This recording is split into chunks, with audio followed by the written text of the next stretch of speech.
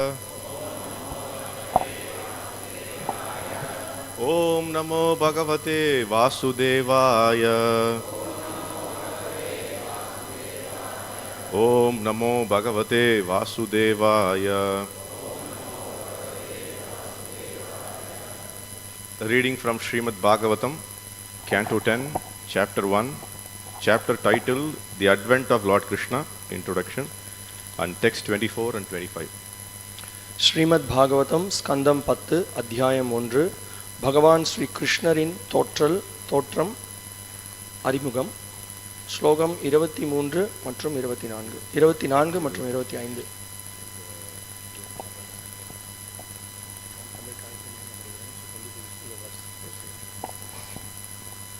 ஸ்லோகம் 24 மொழிபெயர்ப்பு. கிருஷ்ணரின் முதன்மையான தோற்றம் அனந்தர் எனப்படும் சங்கர்ஷணராவார். இந்த ஜட உலகில் தோன்றும் எல்லா அவதாரங்களுக்கும் இவர்தான் மூலம்.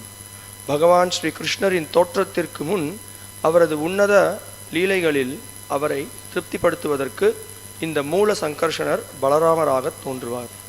பொருளுரை: ஸ்ரீ பலதேவர் பரமபுருஷராவார். உயர்வில் அவர் பரமபுருஷருக்கு சமமாக இருப்பினும் கிருஷ்ணர் தோன்றும் இடங்களிலெல்லாம் அவர் சில சமயங்களில் மூத்த சகோதரராக தோன்றுகிறார். கிருஷ்ணர் தோன்றும் பொழுது அவருடன் அவரது எல்லா அம்சங்களும் மற்ற அவதாரங்களும் தோன்றுகின்றனர். இது சைத்தன்ய சரிதாமிர்தத்தில் விவரமாக விளக்கப்பட்டுள்ளது. இம்முறை பலதேவர் கிருஷ்ணருடன் அவரது மூத்த சகோதரராக தோன்றுவார். Text 25. Vishnu Maya Bhagavati Yaya Sammohitam Jagat Adishta Prabhuna Amsena Karyarte Sambhavishyati. Vishnur Maya Bhagavati Vishnur Maya Bhagavati Yaya Sammohitam Jagat Yaya Sammohitam Jagat Adishta Prabhu Amshena Adishta Prabhu Namshena Karyarte Sambhavishyati Karyarte Sambhavishyati. Vishnur Maya Bhagavati Yaya Sammohitam Jagat Adishta Prabhunamshena Karyarte Sambhavishyati. Vishnur Maya Bhagavati Yaya Sammohitam Jagat Adishta Prabhunamshena Karyarte Sambhavishyati.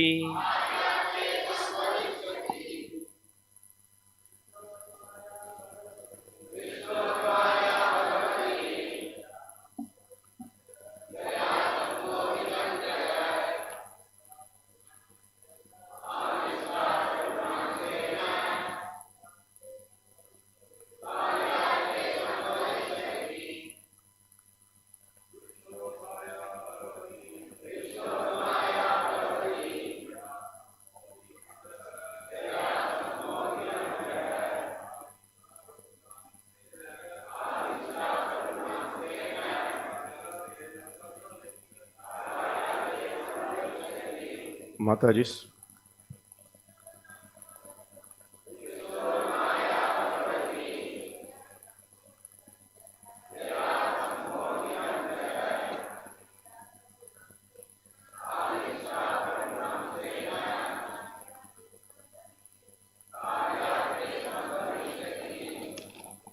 Vishnu Maya, the potency of Supreme Personality of Godhead, Vishnu.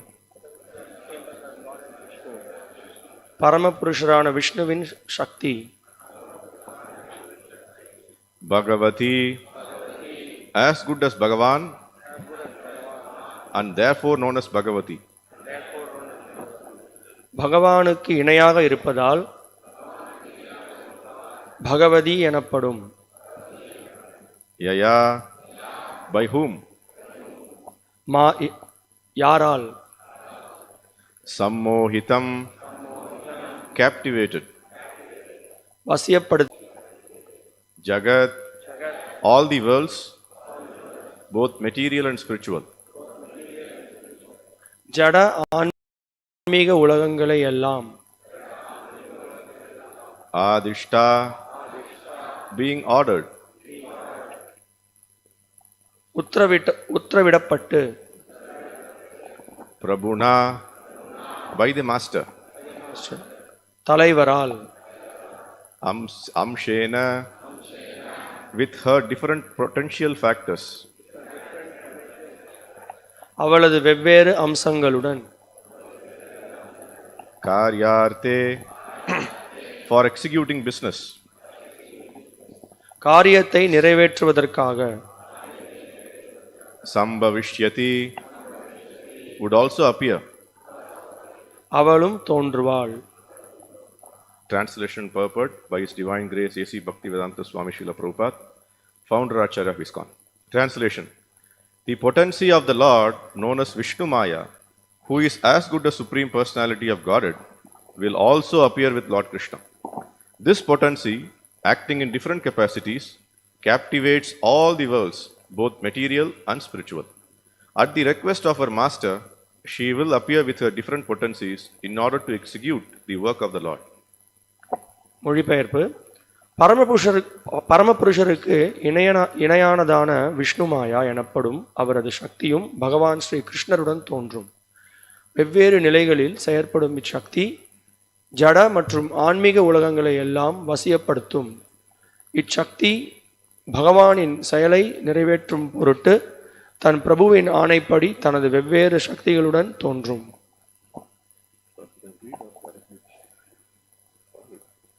Purport: Parasya Shaktir Vividaiva Shuyate, Svetashvatara Upanishad 6.8. In the Vedas, it is said that the potencies of the Supreme Personality of Godhead are called by different names, such as Yogamaya and Mahamaya.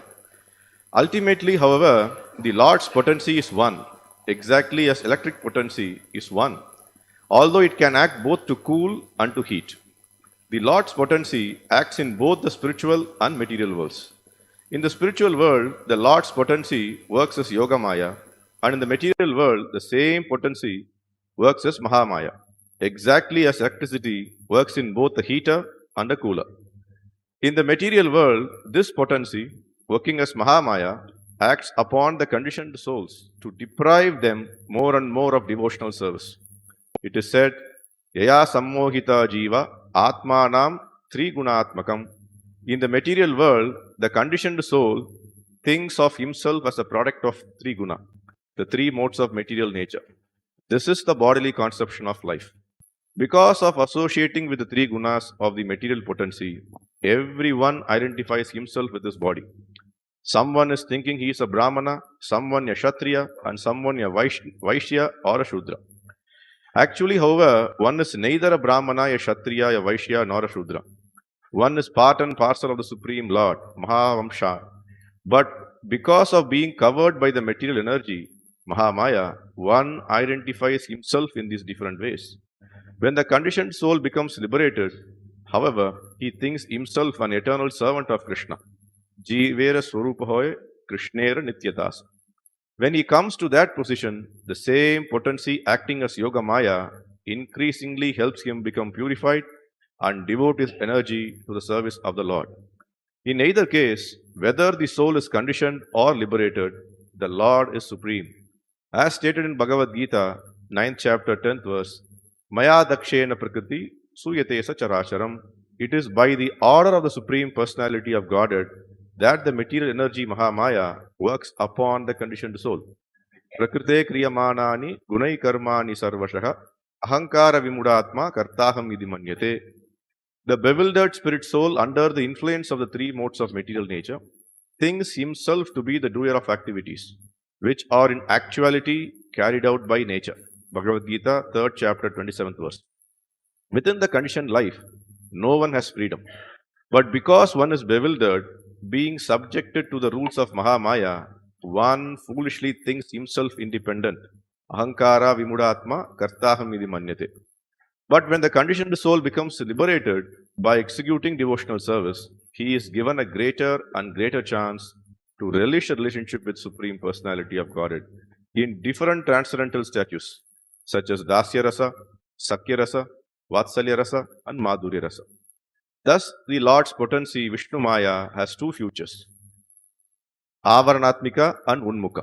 When the Lord appeared, his potency came with him and acted in different ways. She acted as Yoga Maya with Yashoda, Devaki, and other intimate relations of the Lord, and she acted in a different way with Kamsa, Shalva, and other Asuras. By the order of Lord Krishna, his potency Yoga Maya came with him and exhibited different activities according to time and circumstances. Karyarte Sambhavishyati. Yoga Maya acted differently to execute different purpose decided by the Lord. As confirmed in Bhagavad Gita, 9th chapter, 13th verse, Mahatmanastu Mampartha Devim Prakriti Mashritaha. The Mahatmas who fully surrender to the lotus feet of the Lord are directed by Yoga Maya, whereas the Duratmas, those who are devoid of devotional service, are directed by Mahamaya. மொழிபெயர்ப்பு பொருளுரை வழங்குவர் ஆசா பக்தி வேதாந்த சுவாமி ஸ்ரீல பிரபுபாதர். பொருளுரை: பராச சக்தி விவிதைவ ஸ்ரூயதே. ஸ்வேதஸ்வாத்ரா உபனிஷத் 5:8. பரமபுருஷரின் சக்திகள் யோகமாயா மற்றும் மகாமாயா போன்ற வெவ்வேறு பெயர்களால் அழைக்கப்படுகின்றன என்று வேதங்கள் கூறுகின்றன. குளிரச் செய்யவும் உஷ்ணப்படுத்தவும் உபயோகிக்கப்படும் மின்சாரம் ஒன்றுதான்.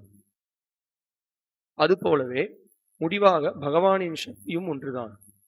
பகவானின் சக்தி ஆன்மீக உலகங்களிலும் ஜட உலகங்களிலும் செயற்படுகின்றது. அச்சக்தி ஆன்மீக உலகங்களில் யோகமாயையாகவும் பௌதிக உலகங்களில் மகாமாயையாகவும் செயற்படுகின்றது. ஜட உலகில் மகாமாயை செயற்படுத்தும் இச்சக்தி பந்தப்படுத்த ஆத்மாக்கள் தங்கள் பக்தி தொண்டை மேலும் இழந்துவிடச் செய்கிறது. யயா சம்மோகிதா ஜீவா ஆத்மானம் குணாத்மகம். அதாவது ஜட உலகில் உள்ள பந்தப்பட்ட ஆத்மா தன்னை ஜட இயற்கையின் முக்குணங்களால் திரிகுண ஆனவன் என்று நினைக்கிறான். இது தேகாபிமானம் ஆகும். ஜடசக்தியின் முக்குணங்களுடன் உறவாடுவதால் ஒருவன் தன்னை உடலுடன் அடையாளப்படுத்திக் கொள்கிறான். ஒருவன் தன்னை ஒரு பிராமணன், சத்திரியன், வைஷ்யன் அல்லது சூத்ரன் என்று நினைக்கிறான். ஆனால் உண்மையில் ஒருவன் ஒரு பிராமணனோ, சத்திரியனோ, வைஷ்யனோ அல்லது சூத்ரனோ அல்ல. ஒருவன் பரமபுருஷரின் பின்ன பகுதி ஆவான். மமை வாம்சக. ஆனால் ஜடசக்தியான மகாமாயினால் மூடப்பட்டிருப்பதால் ஒருவன் தன்னை பலவிதமாக அடையாளப்படுத்திக் கொள்கிறான். ஆனால் பந்தப்பட்ட ஆத்மா முக்தி அடையும் பொழுது தன்னை அவன் பகவானின் நித்திய தொண்டன் என்று நினைக்கிறான். ஜீவேர ஸ்வரூபகை கிருஷ்ணேர நித்யதாஸ். இந்நிலைக்கு அவன் வரும்பொழுது அதே சக்தி யோகமாயாக செயற்பட்டு மேலும் அவன் தூய்மை அடைந்து பகவத் தொண்டில் தன் சக்தியை அர்ப்பணிப்பதற்கு அவனுக்கு உதவுகின்றது. ஆத்மா பந்தப்பட்டவனாகவோ அல்லது முக்தி அடைந்தவனாகவோ இருந்தாலும் இவ்விரு சூழ்நிலைகளிலும் பகவான் மட்டுமே உயர்ந்தவராக இருக்கிறார். பகவத்கீதை அத்தியாயம் 9 ஸ்லோகம் 10 பின்வருமாறு குறிப்பிடுகிறது: மயாத்யக்ஷேன பிரகிருதி சூயதேச சராச்சரம். பரமபுருஷரின் ஆணையினால்தான் ஜடசக்தியான மகாமாயப்பட்ட ஆத்மாக்களின் மீது செயற்படுகிறது. பிரகிருத்தே கிரியமானானி குணை கர்மாணி சர்வசக அகங்கார விமூடாத்மா கர்த்தாகம் இதி மன்யதே. 3 ஜட இயற்கை குணங்களின் ஆதிக்கத்தில் உள்ள மதி இழந்த ஆத்மா உண்மையில் இயற்கையால் செய்யப்படும் செயல்களை தன்னால் செய்யப்படுபவை என்று எண்ணுகிறான். பகவத்கீதை அத்தியாயம் 3 ஸ்லோகம் 27. பந்தப்பட்ட வாழ்வில் ஒருவருக்கும் சுதந்திரமில்லை. ஆனால் ஒருவன் மகாமாயினால்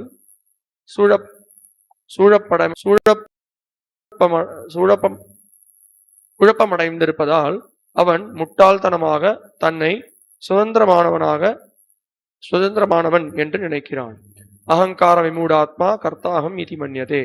ஆனால் பக்தி தொண்டை செய்து முக்தி அடையும் ஒரு ஆத்மாவிற்கு தாஸ்யம், சக்கியம், வாத்சல்யம் மற்றும் மாதுரியம் போன்ற ஏதேனும் ஒரு பாவத்தில் பரமபுருஷுடனான உன்னத உறவை அனுபவிப்பதற்கு மேன்மேலும் அதிக வாய்ப்பு அளிக்கப்படுகிறது. இவ்வாறாக விஷ்ணு மாயா என்ற சக்திக்கு இரு அம்சங்கள் உள்ளன, ஆவரணிகா மற்றும் உன்முகா. பகவான் தோன்றிய பொழுது அவரது சக்தியும் அவருடன் வந்து பலவிதமாக செயற்பட்டது. பகவானின் உறவினர்களான யசோதையுடனும் தேவகியுடனும் மற்றவர்களுடன் யோகமாயாக செயற்பட்டது. கம்சன், ஷால்வன் முதலான மற்ற அசுரர்களுடன் அச்சக்தி வேறொரு முறையில் செயற்பட்டது. பகவான் ஸ்ரீ கிருஷ்ணரின் உத்தரவால் அவரது சக்தியான யோகமாயை அவருடன் வந்து காலத்திற்கும் சூழ்நிலைக்கும் ஏற்ப வெவ்வேறு செயல்களை வெளிப்படுத்தும். காரியார்த்தே சம்பவிஷ்யதி. பகவானின் வெவ்வேறு நோக்கங்களை நிறைவேற்றுவதற்கு யோகமாயை வெவ்வேறு முறையில் செயற்பட்டது. மகாத்மானஸ்து மாங் பார்த்த தெய்வீங் பிரகிருதிமாஸ்ரிதாக என்று பகவத்கீதை அத்தியாயம் 13 உறுதி செய்வது போல் பகவானின் தாமரை பாதங்களில் முழுமையாக சரணாகதி அடையும் மகாத்மாக்கள் யோகமாயால் நடத்தப்படுகின்றனர். ஆனால் பக்தர்கள் அல்லாத துராத்மாக்களோ மகாமாயையால் நடத்தப்படுகின்றனர். ஓம் ஸ்ரீபாதாய கிருஷ்ணபிரேஷ்டாய ஸ்ரீமதே பக்தி விகாஸ் ஸ்வாமி நிதி நாமினே நமோ ஓம் விஷ்ணுபாதாய கிருஷ்ணபிரேஷ்டாய பூதலே ஸ்ரீமதே பக்தி வேதாந்த ஸ்வாமி நிதி நாமினே நமஸ்தே சாரஸ்வதி தேவே கௌரவாணி பிரச்சாரிணி निर्विशेषा शून्यवादी पाश्चाद देशतारिणे जगत जय श्री कृष्णा चैतन्य प्रभु नित्यानंदा श्री अद्वैत गदाधर श्रीवासादि गौर भक्त वृंदा हरे कृष्णा कृष्ण कृष्णा हरे हरे हरे राम राम राम हरे हरे विष्णुर्माया भगवती यया सम्मोहितं जगत आदिष्टा प्रभुनांशेन कार्यार्थे संभविष्यति. One more translation again. The potency of the Lord known as Vishnu Maya, who is as good as Supreme Personality of Godhead, will also appear with Lord Krishna. This potency, acting in different capacities, captivates all the worlds, both spiritual and material. At the request of her master, she will appear with her different potencies in order to execute the work of the Lord. மொழிபெயர்ப்பு. பரமபுருஷருக்கு இணையானதான விஷ்ணுமாயா எனப்படும் அவரது சக்தியும் பகவான் ஸ்ரீ கிருஷ்ணருடன் தோன்றும் வெவ்வேறு நிலைகளில் செயற்படும் சக்தி ஜட மற்றும் ஆன்மீக உலகங்களை எல்லாம் வசியப்படுத்தும். இச்சக்தி பகவானின் செயலை நிறைவேற்றும் பொருட்டு தன் பிரபுவின் ஆணைப்படி தனது வெவ்வேறு சக்திகளுடன் தோன்றும். Hare Krishna. So today we have seeing from 10th canto of Srimad Bhagavatam, beautiful verses. ஒரு மிகவும் அற்புதமான ஸ்லோகங்கள் ஸ்ரீமத் பாகவதனுடைய 10வது ஸ்கந்தத்திலிருந்து நம்ம இன்னைக்கு பார்த்துட்டு இருக்கோம். So the real objective for which Srimad Bhagavatam was written, we have all reached there. The peak, Samam Bonam, we have reached that peak now. நம்ம மிகவும் கருத்துகள் பாகவதம் கொண்டிருக்கக்கூடிய முக்கியமான அந்த உச்ச நிலைக்கு ஸ்ரீமத் பாகவதனுடைய 10வது ஸ்கந்தத்தில் நம்ம அதை படிச்சுட்டு இருக்கோம். So the objective of Vyasadeva to write Srimad Bhagavatam is to describe about those what is described in 10th canto only. Srimad பாகவதனுடைய கருத்துக்களை வியாசதேவர் அது கொடுத்ததுக்கான மிகவும் முக்கியமான ஒரு விஷயம் என்ன அப்படின்னா இந்த 10வது ஸ்கந்தத்துல பேசக்கூடிய விஷயங்கள். அதுக்கோசரம் தான் அவர் ஸ்ரீமத் பாகவதமே இயற்றினார். So the remaining 9 cantos are just preparing us for the 10th canto. மீதி இருக்கக்கூடிய 9 ஸ்கந்தங்களும் 10வது ஸ்கந்தத்தை புரிஞ்சுக்கிறதுக்கோசரம் நம்மளை தயார்படுத்திட்டு இருக்கு. So it was a long period, so many verses, we have to get ourselves purified. We heard them, we read them. Now we have reached 10th canto. நம்ம நிறைய ஸ்லோகங்கள் மற்றும் நிறைய கருத்துக்களை நம்ம கேட்டோம். அதை கேட்டு நம்ம தூய்மை அடைந்தோம். இப்போ 10வது ஸ்கந்தத்துக்கு நம்ம உயர்வு பெற்றிருக்கோம். So just to give a small glimpse of what happened in the fag end of 9th canto, that the dynasties of the moon god and sun god were all explained. சூரிய வம்சம் மற்றும் சந்திர வம்சத்தினுடைய அவங்கள பத்தி நம்ம படிச்சோம். So apparently Maharaj Parikshit was so desired that he then asked Sukadeva Goswami that it's so important that I should also know about the glorious activities, transcendental activities of Lord Krishna. Parikshit Maharaj மிகவும் விருப்பப்பட்டார். பகவான் ஸ்ரீ கிருஷ்ணனுடைய உன்னதமான செயல்கள் பத்தி நான் தெரிஞ்சுக்க விரும்புறேன் அப்படின்னு கேட்டார் Sukadeva கோஸ்வாமிகிட்ட. So his desire was put forward in some specific question that, tell me about the where he was born, how he was born, what are his activities. So all the questions which he put forward, the answers are there in the 10th canto. அவர் அப்புறம் மிகவும் அற்புதமான கேள்விகளை சுகதேவ கோஸ்வாமி முன்வைத்தார். பகவான் எங்க பிறந்தார், எப்படி பிறந்தார், என்னெல்லாம் செயல்களை புரிந்தார் அப்படின்றத கேட்ட அந்த கேள்விகளுக்கு ஆன பதில்களை இந்த 10வது ஸ்கந்தத்துல நம்ம பார்க்க போறோம். So actually how Krishna performed his activities and how Krishna's activities are transcendental is very, very important to understand first. கிருஷ்ணர் எப்படி அவருடைய செயல்களை புரிந்தார், அவருடைய செயல்கள் எப்படி உன்னதமானது அப்படின்றத நம்ம தெரிஞ்சுக்கிறது மிகவும் அவசியம். In fact, the occupation of a liberated person is to do this only. ஒரு முக்தி அடைந்த ஆத்மாவனுடைய செயல் இந்த காரியமா தான் இருக்கணும். In fact, or if anybody who wants to even get liberated, the only way by which he can get liberated is to understand the activities, transcendental activities of Lord Krishna. ஒருத்தர் முக்தி அடைந்தவரா இருக்கணும், இல்ல முக்தி அடையணும் அப்படின்னா கூட அதற்கான பாதை என்ன அப்படின்னா கிருஷ்ணருடைய உன்னதமான செயல்களை பற்றி தெரிந்து கொள்வது. So hearing about Krishna's leela, hearing about Krishna's activities is the only medium by which we can get liberated. கிருஷ்ணரை பத்தி கேட்கறது, கிருஷ்ணருடைய லீலைகளை கேட்பதுன்றது தான் நம்ம உயர்வு பெறறதுக்கான ஒரு சிறந்த வழி. And in fact, that is the ultimate goal of life as well. அதுதான் வாழ்க்கையினுடைய இறுதி குறிக்கோளும் கூட. And this is exactly what Srimad Bhagavatam explains in the first canto, in the starting of the first canto, that samashritaye padapallava plavam, that mahat padam yash punya yasho murare, that the plavam, the boat, the medium in which we can all come together or jump on to become liberated is only hearing Krishna's activities. Srimad Bhagavatam ஆரம்பத்திலும் இதுதான் சொல்லப்பட்டிருக்கு. அதாவது நம்ம விடுதலை அடைந்து பகவானுடைய வாசஸ்தலத்தை அடையறதுக்கு ஆன சரியான வழி இந்த பகவான் கிருஷ்ணருடைய லீலைகளை கேட்பது. It's called mahat padam punyam yasho murare. About the yasho, the glorious things of Murari is very, very glorious to hear. முராரியினுடைய புகழை கேட்பது அதுதான் மிகவும் உயர்ந்தது.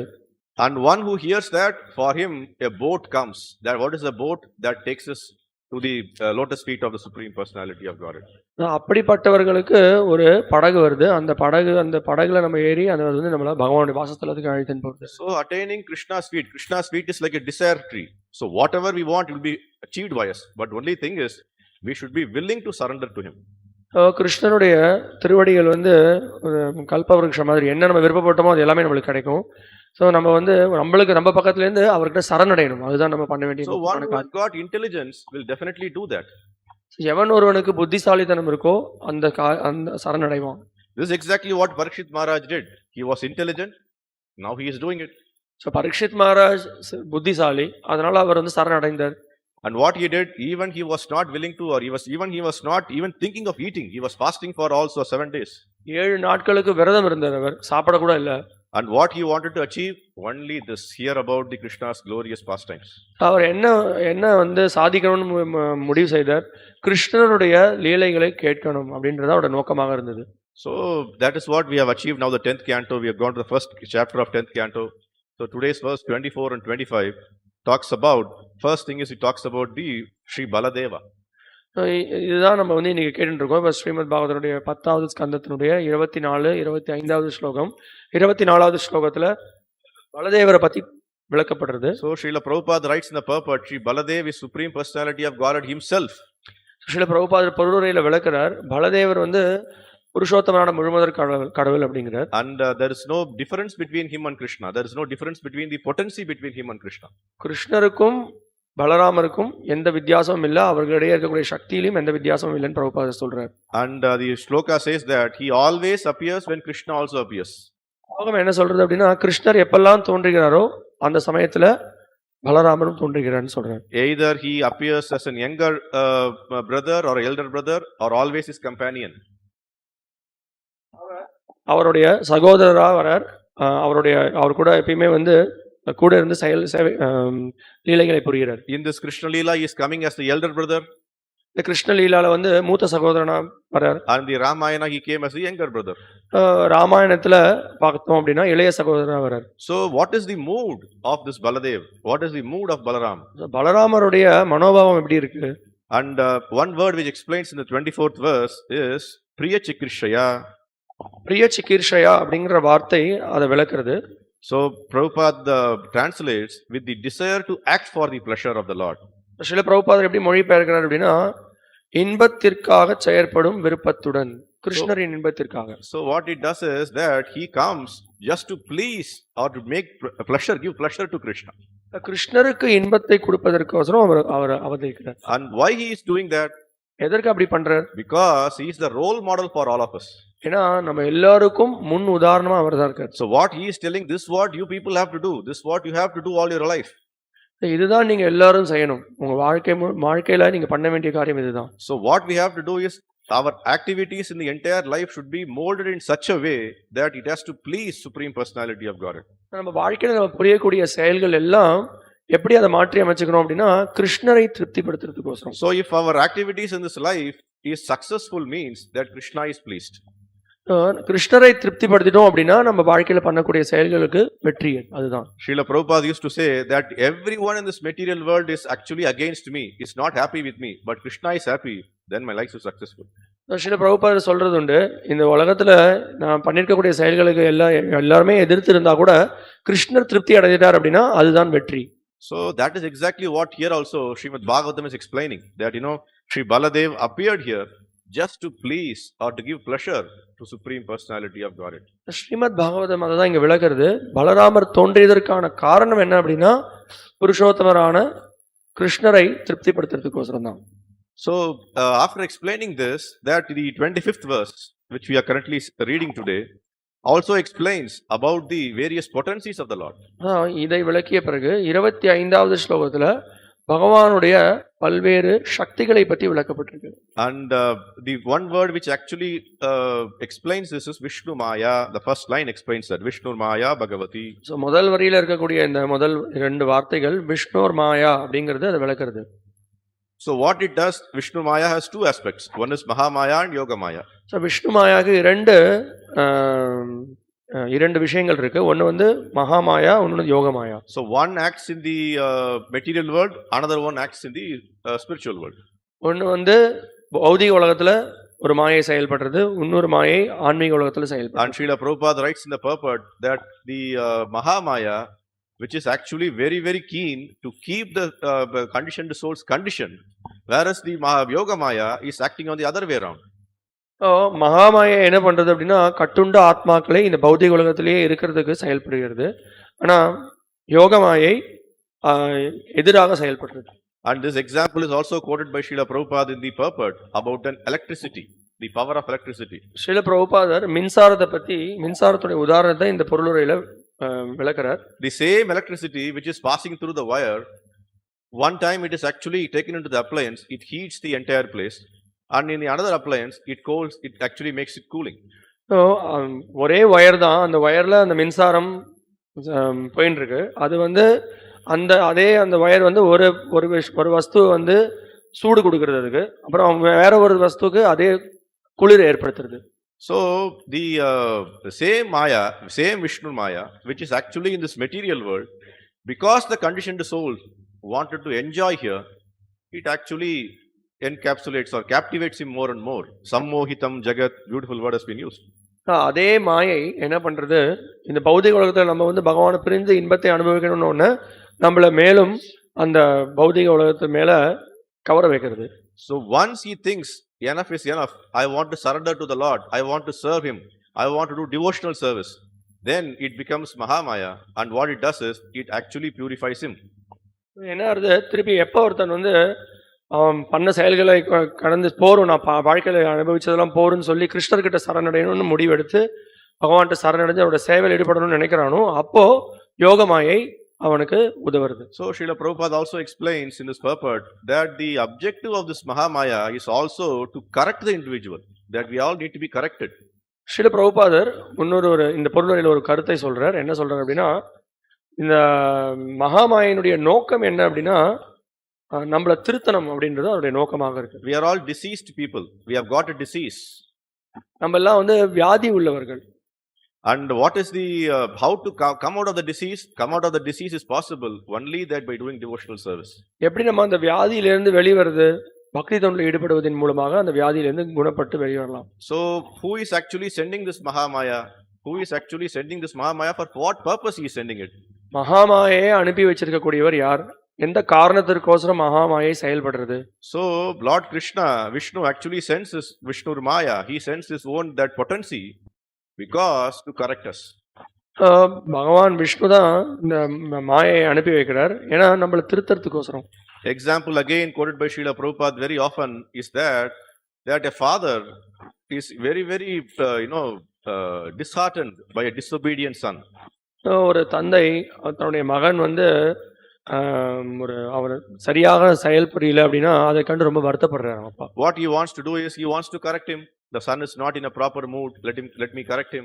அவன் ஒழுங்கு நெறிமுறைகளை கடைபிடிக்கலன்ற பட்சத்துல அவங்க அப்பா என்ன பண்றாரு, அவனை திருத்தணும்னு பாக்குறாரு. And generally what happens is when the father comes and tells the son is not in a mood to listen also.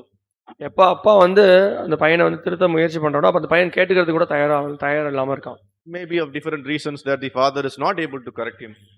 பல காரணங்கள் இருக்கலாம் அவங்க அப்பா அவனை திருத்த முடியாம இருக்கிறதுக்கு. So generally what we see also, the father takes his son to a school or to a stern person or somebody who can be very stiff and correct him properly.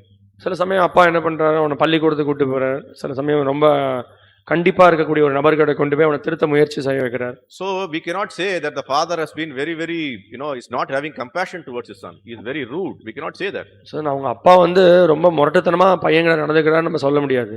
அவனுக்கு அவர் கருணையே இல்லைன்னு சொல்ல முடியாது. அதனால what he is doing is actually he wants to correct him. He is his son. He wants to get his son corrected. அவங்க பையனை வந்து திருத்தணும்னு விருப்பப்படுறார். So what he is doing, he is actually engaging somebody else to correct him. அதனால என்ன பண்றார், இன்னொருத்தர் மூலமா அந்த தன்னோட பையனை திருத்தணும்னு ஒரு முயற்சியில் ஈடுபடுறார். This is exactly what here also Supreme Personality of Godhead is doing. What he is doing, that all his sons are actually disobedient. இதுதான் புருஷோத்தமனான முழு நம்மள்கிட்ட செய்யறார். நம்ம எல்லாரும் அவருடைய மகன்கள், நம்ம வந்து அவரோட ஒத்துழைக்க மாட்டேங்கிறோம். And the disobedient son like us who are all here have to be corrected. நம்ம வந்து ஒழுங்கு நெறிமுறைகளை கடைபிடிக்காததுனால பகவான் வந்து நம்மளை திருத்த வேண்டியிருக்கு. So that is where he engages his potency called Mahamaya. அந்த இடத்துல தான் அவர் வந்து மகாமாயேன்ற தன்னுடைய சக்தியை செயல்படுத்துறார். So the process is same. The process is that we have to be corrected. But who needs to get that process correctly? It's us only. அது என்னன்னா வழிமுறை வந்து அவர் வந்து நம்மளை வந்து திருத்தறதுக்கோசரம் ரொம்ப வந்து அவர் சொல்றதை கேட்டு நம்ம திருந்தணும். So we are having an eternal relationship with Krishna. We are always eternally connected to him. நம்மளுக்கு கிருஷ்ணரோட நம்மளுக்கு நித்தியமான உறவு இருக்கு. நம்ம எப்பயுமே அவரோட தொடர்புல இருக்கோம். So we have to relieve ourselves or from our bondage in this conditioned world or the material world. இந்த கட்டுண்ட உலகத்துல நம்ம இருக்கக்கூடிய பற்றுதல்ல இருந்து நம்மளை விடுவிச்சுக்கணும். And what is that actually this material world is doing? It's actually giving us sammohita. It's always keeping it in illusion. Sammohitam jagat. It's always in illusion. இந்த உலகமானது எப்பயுமே மாயையால சூழப்பட்டிருக்கு. And Srila Prabhupada writes here that whoever is actually in this material world are always in the bodily conception of life. Srila Prabhupada இந்த பொருளுரையில விளக்குறார், யாரெல்லாம் வந்து இந்த பௌதிக உலகத்துல இருக்காங்களோ அவங்க எல்லாம் தேகாபிமான கருத்தை கொண்டு இருக்காங்க அப்படிங்கிறார். Everything what they can think of is only related to their body. Me, myself, my body, my son, my family, everything related to the body. அவங்க வந்து நான், என்னுடைய உடல், என்னுடைய குடும்பம், என்னுடைய குழந்தை, இந்த மாதிரியான ஒரு சிந்தனையில மட்டும்தான் இருக்காங்க. And the conditioned world is not able to understand that. The conditioned soul is not able to understand that. He thinks that it's very, very good, nice. I am living a very peaceful life. கட்டுண்ட ஆத்மா அவன் வந்து ரொம்ப அமைதியான வாழ்க்கையை நடத்திட்டு இருக்கான், அவனால சிந்திக்க முடியல. And that is called sammohita. It's called mohita. Mohitam nabijanati. One who is actually in mohita will not be able to understand Lord. அதுதான் மோகிதான்னு அழைக்கப்படுறது. அவனால வந்து பகவானை புரிந்து கொள்ள முடியாது. So every time what he thinks is only things of his body. How the body can be kept very luxuriously. The body can be kept very peacefully. He is always thinking that. அவன் வந்து எப்பயுமே தன்னுடைய உடலை அடையாளம் கொண்டுதான் அவன் பார்க்கறான். எப்படி நம்ம நல்ல வசதியோட இருக்கிறது, எப்படி நம்ம ரொம்ப இன்பமாக இருக்கிறதுன்றத மட்டுமே அவன் சிந்திச்சுட்டு இருக்கான். And how to keep the body beautiful, how to show off the body. That's his only objective of life. எப்படி நம்ம உடலை ரொம்ப அழகா வச்சுக்கிறது, எப்படி நம்ம மத்தவங்களுக்கு நம்ம அழகா வெளிப்படுத்துறது, இதுதான் அவன் யோசிச்சுட்டு இருக்கான். There is a medical term for it actually. There's a medical term called body dysmorphic syndrome. BDS they call it, body dysmorphic syndrome. So what it does is that a person who is having this syndrome, this disease, always thinks that how good, whether I am looking good or not, whether somebody will think bad about me. This is their way of thinking.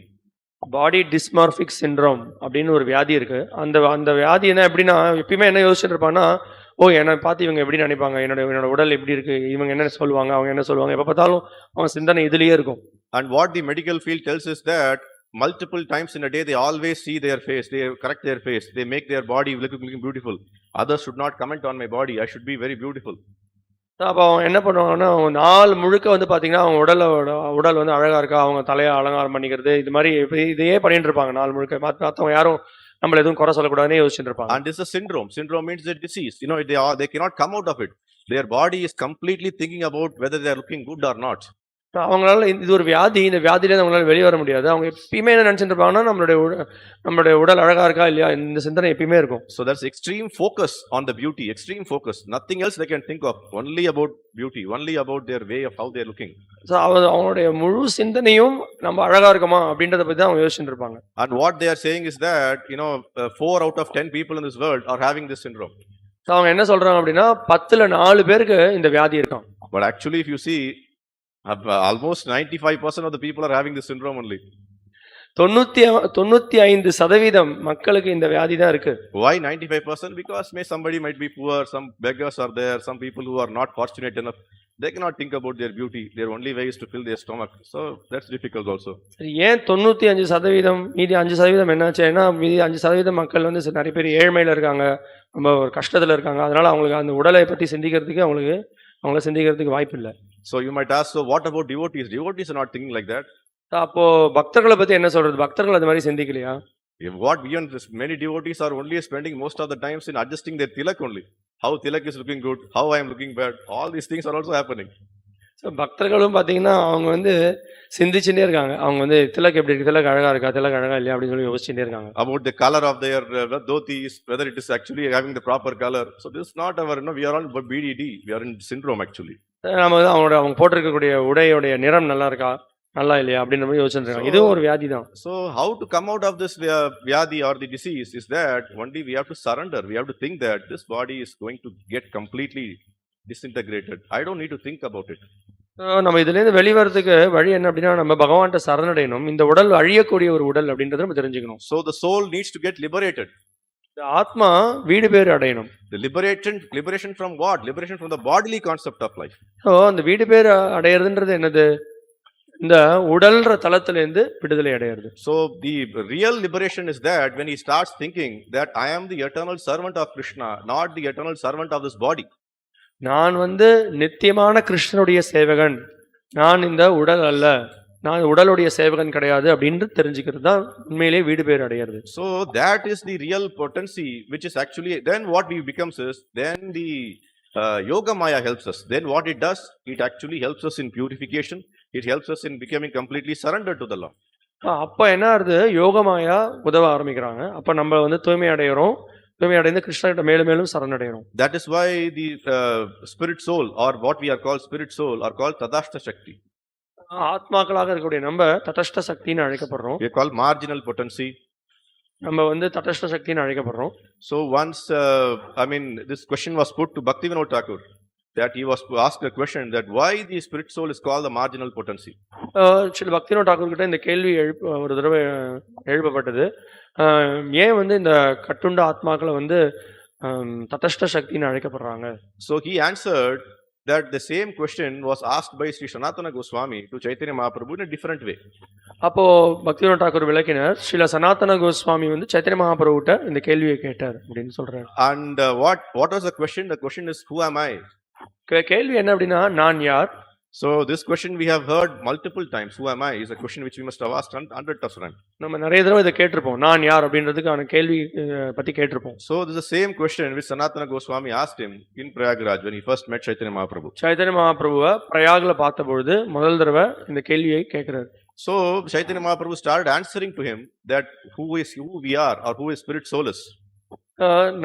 நம்ம யார், இந்த ஆத்மான்றது என்ன அப்படின்றது விளக்குறார். What he tells is you are all pure living entity, pure spirit souls, and what we are neither material nor spiritual. நம்ம வந்து தூய்மையான, நம்ம எல்லாரும் ஆத்மா, நம்ம வந்து ஜடம் கிடையாது. And at the current state, what we are more entangled in the material thing, even though we are completely pure and spiritual. நம்ம மிகவும் தூய்மையானவர்கள், நம்ம ஆன்மீகமயமானவர்கள். ஆனா இப்ப நம்ம கட்டுண்டு இருக்கோம். Eternally part and parcel of Krishna always. நம்ம கிருஷ்ணருடைய நித்திய பகுதி பின்னம். Even in this conditioned nature also, we are still eternal part and parcel of Krishna. கட்டுண்ட நிலையிலும் கூட நம்ம வந்து கிருஷ்ணருடைய பின்னம் தான். Only we are covered with dust, as Srila Prabhupada used to say, covered, the clouds are covering the sun, it's only temporary. எப்படி வந்து மேகங்கள் வந்து சூரியனை மறைத்திருக்கிறதோ அது தற்காலிகமானது, அந்த மாதிரி தான். So we are actually in between the potencies of the Lord, which is the spiritual potency and the material potency. ஆன்மீக சக்தி இருக்கு மற்றும் பௌதிக சக்தி இருக்கு, அதற்கு இடையில நம்ம இருக்கோம். And what we are doing, we are having a relationship with both the worlds, the spiritual world and the material world. ஆன்மீக உலகத்தினோடையும் நம்மளுக்கு தொடர்பு இருக்கு, இந்த ஜட உலகத்தினோடையும் நம்மளுக்கு தொடர்பு இருக்கு. So when we want to get ourselves attached to this material world, we get to the potency of the material potency. நம்ம இந்த பௌதிக உலகத்தோட பற்றுக்கொள்ள விரும்பும்போது நம்ம இந்த பௌதிக சக்தியினால கவரப்படுறோம். And when we want to actually serve Krishna, we want to become see Krishna face to face, want to serve him individually, then what happens is we get actually attached to the margin of the spiritual potency. நம்ம கிருஷ்ணருக்கு சேவை செய்யணும், கிருஷ்ணரை திருப்திப்படுத்தணும், கிருஷ்ணரை நேருக்கு நேர் பார்க்கணும்ன்ற ஒரு எண்ணத்துல அவருக்கு சேவை பண்ணும்போது நம்ம அவருடைய ஆன்மீக சக்தியினால கவரப்படுறோம். So everything comes to that single point that is called surrender. எல்லாமே அந்த ஒரு குறிப்பான ஒரு இறுதியில ஒரு ஒரு ஒரு கருத்துக்கு வரும், என்ன அப்படின்னா பகவான்கிட்ட சரணடைகிறது. So ahankara vimudatma kartaham idi manyate, Srila Prabhupada quotes in this purport that only because of ahankara we never get surrendered. Srila பிரபுபாதர் இந்த பொருளுரையில மேலும் மேற்கோள் காமிக்கிறார், நம்ம அகங்காரத்தின் காரணத்தினால நம்ம பகவான்கிட்ட சரணடைய மாட்டோம் அப்படிங்கிறார். And so what happens is, and what it also does, kartaham idi manyate, what he always thinks is that I am doing everything, I am the great person. மேலும் அவன் என்ன நினைச்சுக்கிறான், நான் தான் எல்லாத்தையும் பண்ணிட்டு இருக்கேன், நான் தான் மிகவும் சிறந்தவன். I always think that I am the God's gift to mankind. நான் எப்பவுமே என்ன நினைக்கிறேன்னா, கடவுளுடைய மக்களுக்கு வந்து கடவுள் எனக்கு என்னை வந்து பரிசாக கொடுத்திருக்கார். And without me the entire mankind will be struggling. இந்த மனித சமுதாயமே நான் இல்லாம கஷ்டப்படும். So what I have to actually take care of this entire world, and I have to transform the entire world. இந்த உலகத்தையே நான் தான் பார்த்துக்கணும், இந்த உலகத்தையே நான் தான் மாற்றி அமைக்கணும். And this is exactly what everyone thinks. Even he is a king, he is a pauper, everybody thinks. ஒரு ராஜாவாக இருக்கட்டும் அல்லது ஒரு பிச்சைக்காரனாக இருக்கட்டும், எல்லாரும் இப்படிதான் நினைக்கிறாங்க. So what they want to do is that everybody has to give him respect, everybody has to keep him in a very high pedestal. So எல்லாரும் அவருக்கு அந்த நபருக்கு மரியாதை கொடுக்கணும்னு எதிர்பார்க்கிறார், எல்லாரும் அவர் வந்து ரொம்ப ஒரு உயர்ந்த ஸ்தானத்தை வைக்கணும்னு எதிர்பார்க்கறாங்க. And what it actually does is that because he is in that mood, the real problem is when somebody goes and asks people that how many atheists are there in India. இந்த இந்தியால எவ்வளவு நாஸ்திகர்கள் இருக்காங்க அப்படி நம்ம பார்த்தோம். Generally people will tell 10%, 20%, maybe very few people, most of them are going to temple, 80% are coming to temple. So they are all theists. So பொதுவா என்ன சொல்லுவாங்க அப்படின்னா 10% அல்லது 20% பாங்க, ஏன்னா நிறைய பேர் கோயிலுக்கு போறாங்க, கோயில் போய் வந்துருக்காங்க அப்படின்னு சொல்லுவாங்க. So here also so many people come every Sunday, so many people come and worship the supreme personality of God here. They all come every day, every week, whatever it is. இங்க கூட வந்து பாத்தீங்க அப்படின்னா வாரந்தோறும் நிறைய பேர் வராங்க, வந்து பகவானை வழிபடுறாங்க. அப்புறம் நிறைய நாள் முழுவதும் நிறைய நாட்கள்லயும் வராங்க, வழிபடுறாங்க. But all of them, are they able to understand that whatever I am doing every day, starting from early morning to late night, what I am doing, everything is done by the Lord. I am not able to do anything. Is everybody able to think like that? ஆனா எவ்வளவு பேரால இது மாதிரி யோசிக்க முடியுது? Actually நான் பண்ற செயல்கள் எல்லாம் அதுக்கு வந்து பகவான் தான் அந்த செயல்களை புரிய வைக்கிறார் அப்படின்னு எவ்வளவு பேர் யோசிக்கிறாங்க. Bhagavan's potency only is making me doing every small thing, every big thing, every great thing, or even unequal things also. பகவானுடைய சக்திகளின் காரணத்தினாலதான் எல்லா செயல்களையும் என்னால புரிய முடியுது. சின்ன காரியமாக இருக்கட்டும் அல்லது ஒரு பெரிய காரியமாக இருக்கட்டும், எல்லாமே அவருடைய சக்திகள்னால தான் செய்ய முடியாது. So if one is not able to think that way, what means that he is against the potency of the Lord. He thinks that I am greater than the Lord. எவனால அந்த மாதிரி ஒரு சிந்தனை இல்லையோ, எவனுக்கு அப்படிப்பட்ட ஒரு சிந்தனை இல்லையோ, அவன் வந்து என்ன நினைக்கிறான் அப்படின்னா, நான் வந்து கடவுளோட மிகவும் உயர்ந்தவன், ஏன்னா கடவுளுடைய சக்திகளை அவன் நிராகரிக்கிறான். So then he has to be taught like an atheist only. He is to be atheist. அப்ப அவன் யார்? அவனை நாஸ்திகன் தானே சொல்லணும். So what is the use of coming to the temple, bowing before the Lord and think that, oh Lord, please help me, and going out of the temple he thinks that, oh, I am great. அவன் என்ன பண்ண, கோயிலுக்கு வந்து நமஸ்காரம் பண்றான், அப்புறம் வந்து கடவுள்கிட்ட வந்து எனக்கு உதவுங்க அப்படின்னு சொல்லி கேட்கறான். கோயில் விட்டு வெளில போனோன்னு நான் தான் மிகவும் உயர்ந்தவன் நினைச்சுக்கிறான். So karyarte sambhavishyati. So only all these potencies are doing everything. Here in the sloka also it tells That all these things are conducted by these potencies of the Lord, Mahamaya and Yogamaya. அப்ப எல்லா காரியங்களும் வந்து பகவானுடைய சக்தி தான் செயல்படுத்துறது அப்படின்னு நீங்க சொல்லப்பட்டிருக்கு. அவருடைய மகாமாயை மற்றும் Yogamaya. So what happens is both the things are acting differently when Krishna wants them to act that particular purpose. கிருஷ்ணர் எப்படி விருப்பப்படுறாரோ அந்த விருப்பத்துக்கு ஏத்த மாதிரி அவருடைய சக்திகள் செயல்படுகிறது. And we have that minute independence which we can choose where we want to be, how we want to be. நம்மளுக்கு சிறிதளவு சுதந்திரம் கொடுக்கப்பட்டிருக்கு. அந்த சிறிதளவு சுதந்திரத்தை கொண்டு நம்ம எங்க இருக்கணும், என்ன பண்ணணும் அப்படின்றத நம்ம தேர்ந்தெடுக்கலாம். So Mahatmanastu mam partha devim prakriti mashritaha. So if we actually are Mahatmas, if we are surrendered to the Lord, if we don't think that I am not great, then we come under the potency of Devi prakriti mashritaha. நம்ம எப்ப நான் வந்து மிகவும் உயர்ந்தவன் அப்படின்னு நினைக்காம இருக்கோமோ, நம்ம பகவானுக்கு அடிபணிந்து இருக்கோமோ, அப்ப நம்ம பகவானுடைய உட்சக்தினால செயல்படுத்தலாம். So we can choose our maya. Which maya you want to choose? நம்ம தேர்ந்தெடுக்கலாம் நமக்கு எந்த மாயை வேணும் அப்படின்னு. It's like choosing going to a hotel. You want vegetarian or non-vegetarian? ஒரு உணவகத்துக்கு போயிட்டு சைவமா அசைவமான்னு நம்ம தேர்ந்தெடுக்கலாம். So when we say don't eat please non-vegetarian, please eat vegetarian, when we tell people இல்ல நீங்க அசைவம் சாப்பிடாதீங்க சைவம் சாப்பிடுங்க அப்படின்னு நம்ம மக்களுக்கு சொன்னோம் அப்படின்னா people then think, oh, it's very difficult, how can I live without non-vegetarian food, I have to eat it every day. சொல்றாங்க எப்படிங்க அசைவம் சாப்பிடாம இருக்கிறது, கண்டிப்பா அசைவம் சாப்பிட்டே ஆகணும். So here every day we are telling the same thing here, morning, evening, whoever you meet, devotees, books, wherever you see, what you are saying, oh, don't come under the clutches of Maya, don't come under the clutches of this material world. நம்ம யாரை எங்க பார்த்தாலும் நம்ம அவங்கள்ட்ட என்ன கேட்கிறோம், தயவுசெய்து மாயினுடைய பிடியில நீங்க மாட்டிக்காதீங்க அப்படின்னு சொல்லி எல்லார்கிட்டையும் நம்ம பிரச்சாரம் பண்ணிட்டு இருக்கோம். And what the people, general populace or even devotees say, oh, it's very difficult, how can I be without anything related to material, I am so much attached here. நம்ம நிறைய எல்லா மக்களும் சரி சில பக்தர்களும் சரி இதுதான் சொல்றாங்க, அதாவது எப்படி நான் வந்து இங்க ரொம்ப மிகப்பெரிய அளவில் பற்று கொண்டிருக்கேன், எப்படி அந்த பற்றிலிருந்து நான் விலகி இருக்கிறது. So the conclusion of the entire thing, whatever we are discussing today, is that either we have to come under Yogamaya or Mahamaya. நம்ம பேசிருக்கக்கூடிய எல்லா கருத்துக்களுடைய இறுதி விஷயம் என்ன அப்படின்னா, நம்ம ஒன்று மகாமாயினுடைய பிடியில் இருக்கணும் அல்லது யோகமாயினுடைய பிடியில் இருக்கணும். So today by our own desire or by our own ichcha, what we have done is we have really clutched the Mahamaya. நம்மளுடைய சொந்த விருப்பத்தின் காரணத்தினாலேயே இப்ப நம்ம என்ன பண்ணிருக்கோம் அப்படின்னா, நம்ம வந்து மகாமாயை நம்ம நல்லா பலமா பிடிச்சிட்டு இருக்கோம். So we don't need to get dejected, oh it's very difficult, how am I going to come? Yes, it's very difficult, that even Krishna says in Bhagavad Gita that it's very difficult to cross over from the acts of Maya, clutches of Maya. நம்ம வந்து வருத்தப்பட அவசியம் இல்லை, மிகவும் கடினம், எப்படி இதுலேருந்து விடுதலை அடைய போறேன் அப்படின்னு நம்ம வருத்தப்பட அவசியம் இல்லை. கிருஷ்ணர் சொல்றாரு தான், இது வந்து மிகவும் கஷ்டம் தான் இந்த மாயிலேருந்து விடுபடுறது அப்படின்றத சொல்றாரு. So what we have to do, we have to keep going, we have to slowly depend on Krishna for everything, we completely surrender to him. நம்ம கிருஷ்ணர்கிட்ட சரணடையணும், கிருஷ்ணரை சார்ந்திருக்கணும். This is exactly what Arjuna also asked Krishna in Bhagavad Gita, either if I am not able to completely surrender to you in this lifetime, what will happen to me? இப்போ இதே தான் வந்து அர்ஜுனரும் கிருஷ்ணர்கிட்ட கேட்கிறாரு, இந்த வாழ்க்கையில நான் உங்கள்கிட்ட முழுமையா சரணடைய முடியலன்னா என்ன ஆகும் வாழ்க்கைக்கு அப்படின்னு கேட்கிறாரு. So Krishna says, don't get dejected, I will take care of you, you at least surrender to me partially, I will take care of you. So கிருஷ்ணர் சொல்றாரு, நீ வந்து வருத்தப்படாத, நீ என்கிட்ட கொஞ்சமாவது என்கிட்ட சரணடை, நான் உன்னை பாத்துக்கிறேன் அப்படிங்கிறது. So what else do we have? Even millions of lifetimes we have to come back to this material world, even if we assume that. Even in those millions of lifetimes, again and again and again and again, what we have to do, we have to surrender to Krishna, do devotional service. What else we can do? So நம்மளால வேற என்ன பண்ண முடியும், நம்மளுக்கு வேற என்ன, பல கோடி ஜன்மங்கள் எடுத்தாலும் நம்ம கிருஷ்ணர்கிட்ட சரணடைஞ்சுதான் ஆகணும், கிருஷ்ணருக்கு சேவை செஞ்சுதான் ஆகணும், வேற எந்த வாய்ப்பும் நம்மளுக்கு கிடையாது. And today we are very very fortunate that we are all here, we are a part of this Chaitanya Mahaprabhu's glorious mission.